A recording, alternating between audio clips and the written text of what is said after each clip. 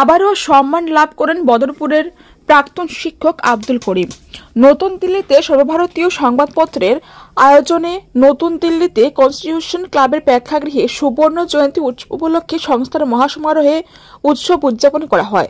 ভারতবর্ষের প্রতিটি রাজ্যের সাংবাদিকগণ এই সংস্থার সম্মেলনে উপস্থিত ছিলেন।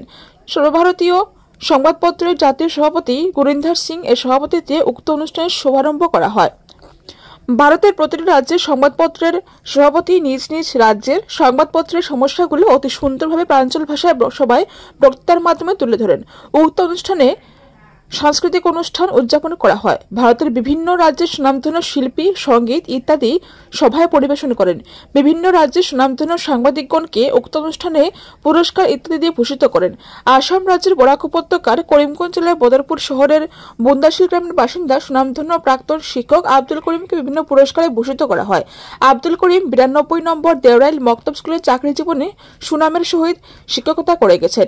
করিম সাহেবের সামাজিক কাজ থেকে সরকার এবং বিভিন্ন সংস্থা বিভিন্ন সময় জাতীয় ও আন্তর্জাতিক পুরস্কারে ভূষিত করে থাকেন। উক্ত সভায় উপস্থিত ছিলেন প্রেস কাউন্সিল অব ইন্ডিয়ার ডাইরেক্টর, সুপ্রিম কোর্টের প্রাক্তন জাস্টিস এবং রাজ্যসভার সাংসদ ভুবনেশ্বর কলিতা, সুষমা স্বরাজের মেয়ে সাংসদ বাসুরী স্বরাজ সহ ভারতের বিভিন্ন রাজ্যের অতিথিরা উপস্থিত ছিলেন। প্রাক্তন শিক্ষক আব্দুল করিম সাহেব এর আগেও ভারত সহ বেশ কয়েকটি আন্তর্জাতিক পুরস্কার লাভ করেন। এতে আনন্দিত বদরপুর সহ বরাকের পরিচিত মহল। ইতিপূর্বে 5 সেপ্টেম্বর 2025 শিক্ষক দিবসে আসামের রাজ্যপালের নির্দেশে শ্রীভূমির জেলাশাসক প্রদীপ কুমার দ্বিবেদী করিম সাহেবের বাসভবনে এসে পুরস্কার দিয়ে সম্মান জানান।